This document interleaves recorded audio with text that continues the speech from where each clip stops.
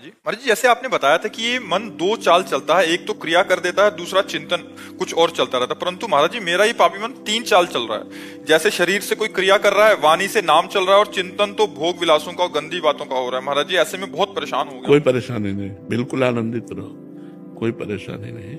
अगर जबान से नाम चल रहा है तो इस मन को एक दिन ठीक होना पड़ेगा। देखो, तुम बच्चे हो, जब हम बच्चे थे 13, 14, 15, 16, 18, 20, 25, ये हमारी अवस्था हुई ना, हम भी रोए हैं, भगवान से रोए हैं। कभी भूख परेशान कर रही, कभी सर्दी, कभी काम, कभी क्रोध, कभी लोभ, कभी मोह। तो भजन तो कर रहे थे, लेकिन ये विकार थे और भगवान का आश्रय था। बस लक्ष्य था कि कब ये शांत होंगे, कब शांत होंगे। अब आपसे सही कहते हैं, जैसे शांत समुद्र में कोई हलचल नहीं, बिना तरंग का समुद्र, ऐसे भगवान की कृपा से मन है।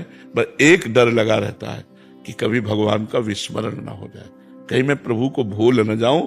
एक ही चाह है कि हमसे भजन बने, कभी हमसे भगवान का विस्मरण ना हो जाए।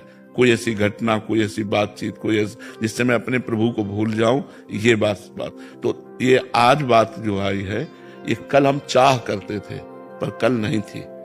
ये जो आज आई वो कृपा से, भगवान के नाम जप से आई। तो यदि आपकी जिह्वा से नाम जप चल रहा है तो आप धीरे धीरे देख लेना, लॉन्ग टाइम नाम ना छूटने पावे, सब शांत हो जाएगा, सब ठीक हो जाएगा, मन निर्मल हो जाएगा। पर लॉन्ग टाइम, आप सोचो साल 6 महीना में, आज नहीं, साल अनंत जन्मों का बिगड़ेल मन है, अनंत जन्मों का, 1,00,000 2,00,000 जन्म का नहीं, अनंत जन्मों का। जब से सृष्टि शुरू हुई तब से आज तक हम सुधरे नहीं, क्योंकि सुधर गए होते तो भगवान की प्राप्ति हो गई होती। तो अब सुधरना शुरू हुआ है, तो हमको घबराना नहीं है। चाहे हमें 10 साल जपना पड़े, चाहे 20 साल जपना पड़े, इस जन्म में मुझे बाजी जीतनी है।